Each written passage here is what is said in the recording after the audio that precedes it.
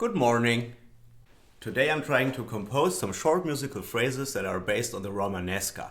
I always start with raw building blocks that I'm going to refine step by step until they somewhat fit the style of one of the composers that you could see in the thumbnail. Schubert, Chopin, Schumann. You'll notice that these step-by-step elaborations will increase in complexity throughout the video, and I hope that this will be interesting and fun to watch.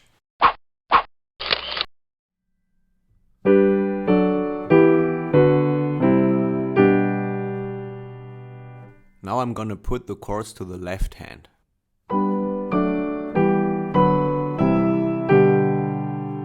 Breaking the left hand into an Alberti is always an easy way to animate chords.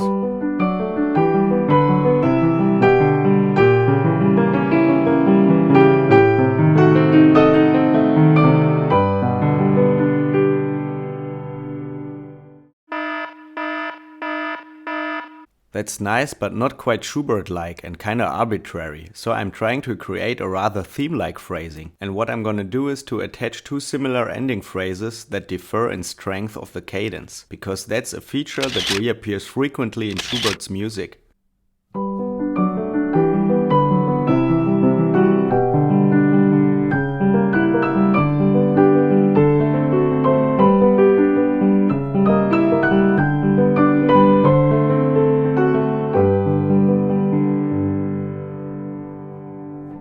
Schubert loves plain folk song-like melodies based on triadic motion, and especially the endings are very formalistic. But there are some Easter eggs. The diminished seventh is predominant in an overall major key context, and this chromatic neighbor gives it a little crunch and conveys some sort of melancholy romantic mood.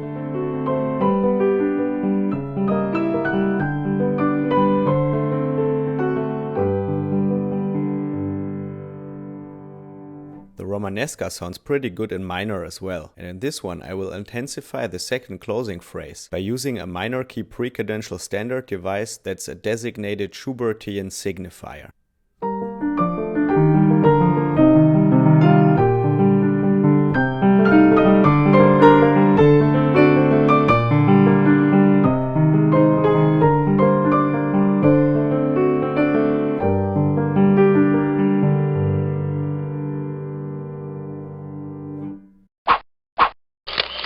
For this one, I'm gonna take as well the stepwise Romanesca that I already used in the previous example and draw a little pre-exercise on arpeggios from it.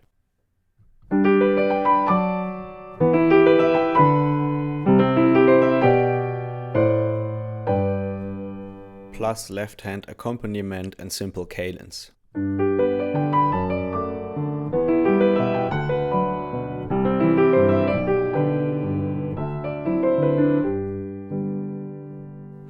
How about a more elaborated cadence then?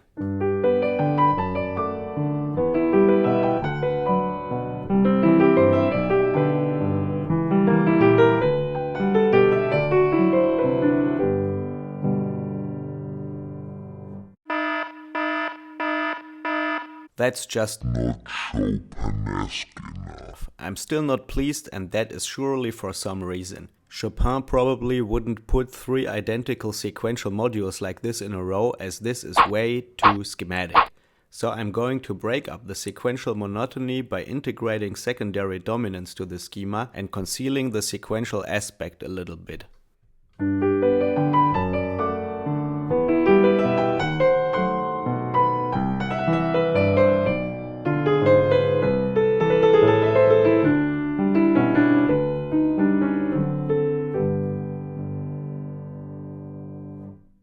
One could ask if this is still a Romanesca at all. I would say yes, as a crucial feature like the stepwise descending bass is being conserved and the chordal content is more or less just being chromaticized and embellished by a suspension. But I must admit that I kind of disfigured it and I changed a lot in the cadential phrase, so let's just give it another listen.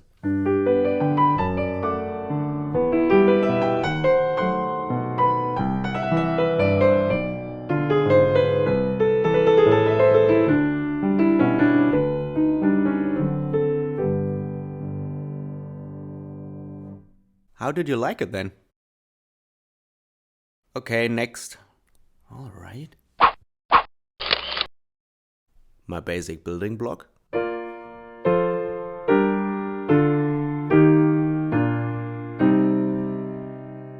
I chromaticize and insert secondary dominants.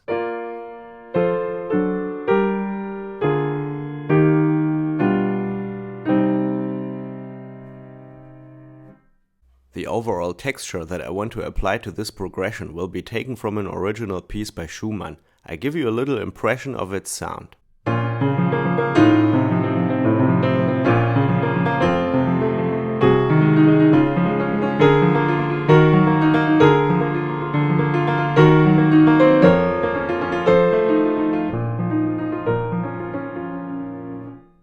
I will borrow the opener, transpose it to major, and right after that it's gonna be the chromaticized Romanesca with the figuration applied.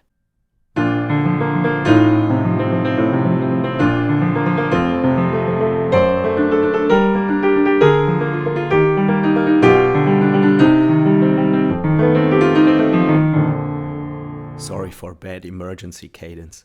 You can see that this example makes rich use of first inversion dominant 7th chords, and I hope that you begin to understand that this is not just among others a most crucial device. So instead of just unconsciously rambling the rule of the octave up and down, you should start to focus more on its modular key components and how those interact with all kinds of musical schemata, modulation and whatsoever, and you will make a big step, I promise.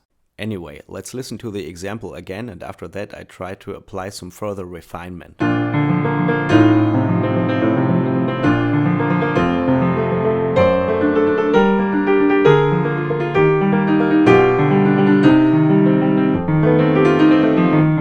I already complained about the cadence and I'm gonna fix that. But the urgent question is it Schumannesque enough?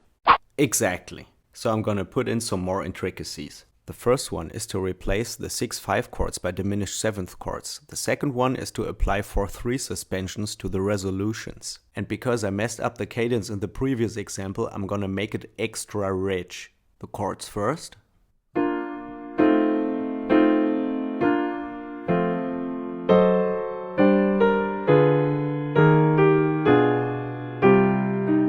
And now composing out with cadence.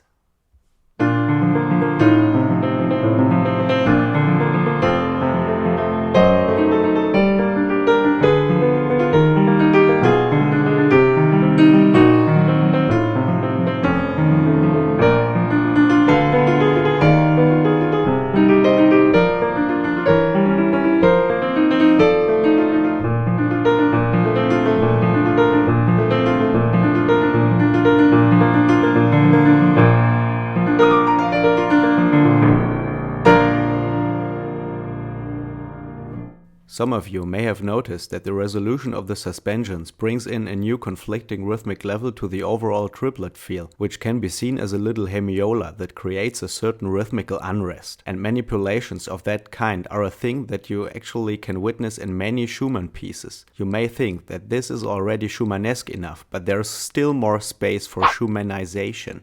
Especially late Schumann can be really crunchy up to a disturbing degree. As an approach to this kind of sound, one could as well insert 9/8 suspensions when changing the position of the diminished 7th chords. When those resolve to minor chords, this will lead to harsh minor seconds. On top of that, I will include chromatic neighbor tones into the figuration to generate even more dissonant busyness in the middle voices, and this time I will close with a rather radical C minor cadence. In other words, this is gonna be so Schumannesque that it'll sound more like Schumann than Schumann himself.